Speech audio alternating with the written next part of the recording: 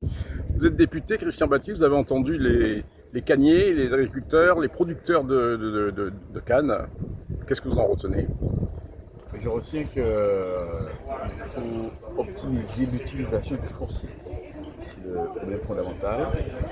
C'est vrai qu'il y a une bonne partie qui appartient aux collectivités, particulièrement le département, et aussi il y en a qui sont en indivision. Donc comment faire pour pouvoir optimiser, que nous puissions avoir une agriculture qui soit de qualité, qui soit performante, qui soit rentable, et surtout, comme je le dis, qui puisse répondre à notre souveraineté alimentaire, c'est-à-dire consommer au maximum de produits locaux. Ça, c'est une première chose. La deuxième, c'est le revenu.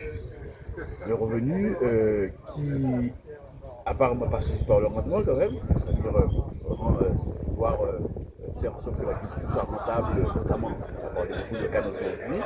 En tout cas, moi je suis préoccupé pour que nos agriculteurs puissent, les producteurs d'une manière générale, puissent avoir des revenus et qu'ils soient décents. C'est vrai que l'approche agricole n'est pas simplement dans la production, mais elle est aussi dans la transformation, l'agro-transformation.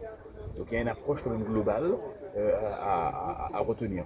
Donc ces deux éléments effectivement m'interpellent et surtout que oui, j'ai mené campagne effectivement pour être député et quand j'allais sur le terrain, je suis allé rencontrer les agriculteurs. Alors effectivement, ce problème de revenus est sur la table. Et aussi, il y a aussi la retraite des agriculteurs. Vous avez des agriculteurs qui touchent très peu, peut-être autour de 300 euros comme pension de retraite. Donc là aussi, ce sont toutes ces problématiques qu'il faut soulever. Mais en tout cas, j'ai bien compris qu'il faut que les terres agricoles soient optimisées, soient utilisées. Et tout le monde attend effectivement la prochaine réforme agricole, comme une réforme agraire. Mais moi je dis, est-ce qu'il ne faudrait pas réformer aussi la réforme? D'accord, c'est une réforme qui a apporté un certain nombre de solutions, qui ont pérennisé un certain nombre de systèmes de récolte.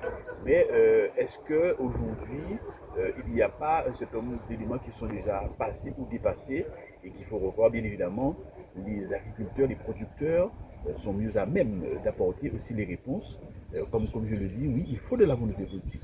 Tout à fait d'accord. J'ai cru comprendre qu'il n'y a peut-être pas suffisamment de volonté politique. Mais en tout cas, pour moi, la volonté politique, c'est que nous ayons une production locale qui soit de qualité, mais surtout que nos acteurs aussi, évidemment, soient formés, soient bien formés. On a parlé aussi de la formation.